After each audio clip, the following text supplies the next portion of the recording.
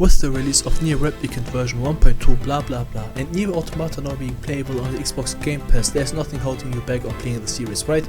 Wrong! NieR was originally just a spin-off of the Drakengard series, if you believe it or not. But after a while it evolved into a series on its own. Before I tell you something that's not true or waste your time, however, I will just say that watching YouTube videos on Drakengard games are mostly enough. Sometimes even better to understand the story, in my opinion. This video series, however, will not be that.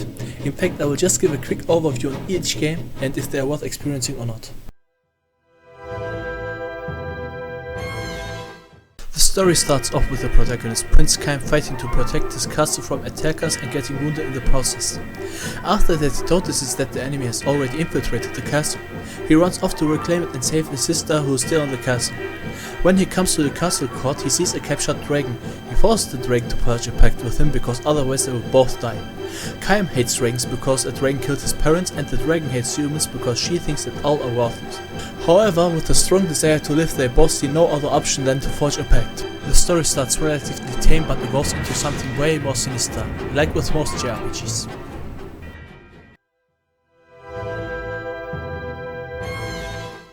However, unlike the other JRPGs I just mentioned, I believe it would be irresponsible for me to not give out a warning. I am serious. This game deals with a lot of fucked up subjects and they are not exclusive to the enemies. Your party consists mostly of deranged psychopaths. These subjects are... If any of these sound like something that you cannot handle, then I advise you to just skip the Drakengard series and start with NieR.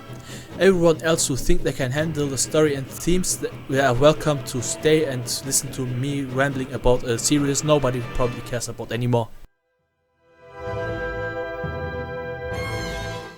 There are two combat styles in the game, aerial and ground combat. The ground combat is something you would find in a Musou game like Dynasty Warriors. I haven't played Musou games myself, but they look way more dynamic and fun next to the gameplay of Drakengard 1. This is not my personal opinion, the ground combat is regarded bad by everyone. You can attack with your melee weapon, and when your weapon flashes, you can press the magic button for Kaim to unleash a shockwave. Depending on the weapon equipped, the shockwave attack changes. There are 65 weapons in the game, all with unique spells. Kaim's standard sword has a fireball, for example, while other weapons like the Fang's Glaive cast poison on the ground in front of him. The spells get stronger and bigger the more your weapons level up, and there are 4 levels each for each weapon. When you unlock the dragon, you can mount her on most ground missions as well, as long as there's enough space for her to get caught, which is hardly an issue though. At last, when you get companions, you can switch to them on the ground mission for a short time and even cast their spells. The aerial combat, however, is way better and was even thought to be the only gameplay style of the game for a long time in development until the decision was made to add ground combat to the game. You can attack your enemies with homing fireballs or a bigger, stronger fireball in a straight line in front of you. If your magic meter is filled enough, you can unleash devastating homing magic attacks which kill a lot of enemies in one use. At certain story points, the dragon grows stronger, which allows you to lock onto more enemies for your homing fireballs. The best example I have heard to describe the soundtrack of Drakengard 1 was that the soundtrack sounds like if you take an orchestra and throw it down the stairs. I'm serious, take a listen to these masterpieces that will make you feel things you never thought you could even feel.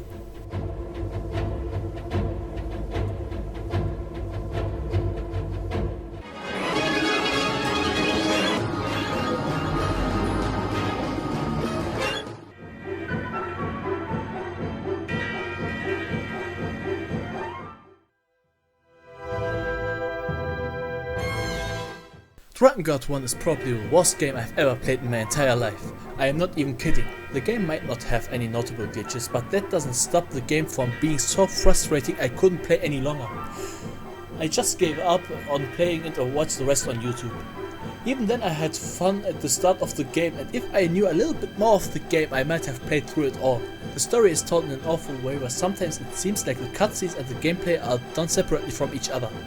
The characters are one of the worst I've ever experienced in my entire life. With just a handful of characters I kind of like at the end of the game.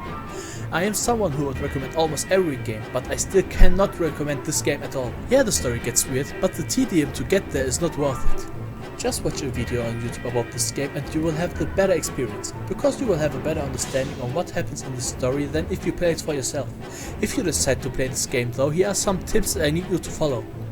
First off, play the game on easy, because the game is too tedious otherwise, but note that some weapons can only be obtained playing on the normal mode, so while you play the game just follow a walkthrough and collect every weapon, because that unlocks the last ending, which actually directly links into the NieR Replicant. Some weapons are so obscure to find that you will never find them without a guide, so do not attempt to find every weapon without any help. And finally, something that if I knew from the start I would have probably finished the game, and that is that the spells of your companions can negate the magic reflection of red enemies, so abuse it as much as you need. That was part 1 of the series where I talk about the Drakengard games. If you want to see more of it, feel free to subscribe. After that, follow me on Twitter and Instagram where you can get in touch with me and ask me to cover different kinds of video ideas that you would like me to cover. For now, goodbye and have a great day.